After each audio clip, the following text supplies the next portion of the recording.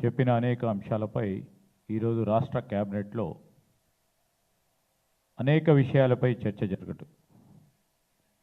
8వ తారీఖు నుంచి అసెంబ్లీ సమావేశాలు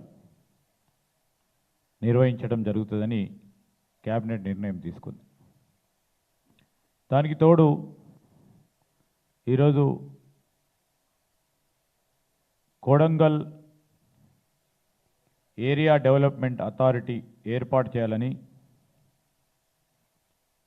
అదేవిధంగా రాష్ట్రంలో ఉన్న 65 ప్రభుత్వ ఐటీఐ కళాశాలలను అడ్వాన్స్ టెక్నాలజీ సెంటర్స్గా అప్గ్రేడ్ చేయాలని రాష్ట్ర కేబినెట్ నిర్ణయం తీసుకున్నారు. యువతకు ఉన్నత ఉపాధి అవకాశాలు కల్పించే విధంగా దాంట్లో అనేక కోర్సులను నిర్వహించడం జరుగుతుంది. దానికి తోడు హైకోర్టుకి, తెలంగాణ రాష్ట్ర హైకోర్టుకి 100 ఎకరాల భూమిని కేటాయించేందుకు మంత్రిమండలి ఆమోదం తెలిపింది. అదేవిధంగా ఈరోజు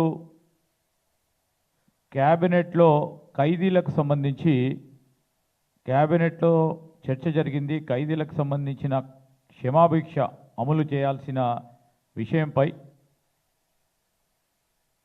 వారి విడుదలకు అవసరమైన న్యాయపరమైన చర్యలు తీసుకోవాలని సంబంధిత అధికారులకు ఆదేశించడం జరగడంతో పాటు ఈరోజు ఇంతకు పూర్వకం మరి సహచరులు శ్రీనివాసరెడ్డి గారు చెప్పినట్టు కేంద్ర ప్రభుత్వం ఆ రోజు మన మోటార్ వాహనాలకు సంబంధించిన రిజిస్ట్రేషన్ విషయంలో వారు ఇచ్చిన గెజిట్ మేరకు, కేంద్ర ప్రభుత్వం గెజిట్ మేరకు టీజీ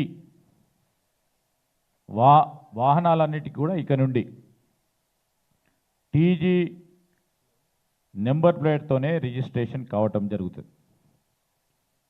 ఆనాడు టీఆర్ఎస్ పార్టీ ప్రభుత్వం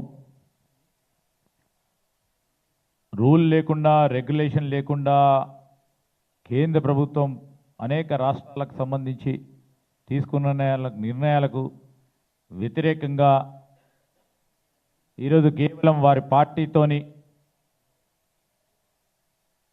ప్రతి ఒక్క అంశాన్ని ముడిపెట్టాలని టీజీ అని కేంద్ర ప్రభుత్వం గెజిట్ ఇస్తే టీఎస్ అని పెట్టారు. ఎందుకంటే దాంట్లో వారి పార్టీకి సంబంధించిన చిహ్నం కనబడాలి అని అనే ఉద్దేశం.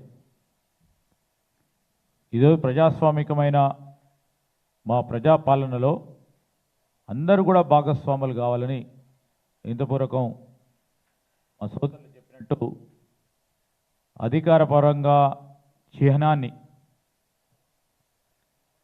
అదేవిధంగా ఈరోజు మరి కావాల్సిన మరి అందశ్రీ రచించిన తెలంగాణ గీతాన్ని రాష్ట్ర గీతంగా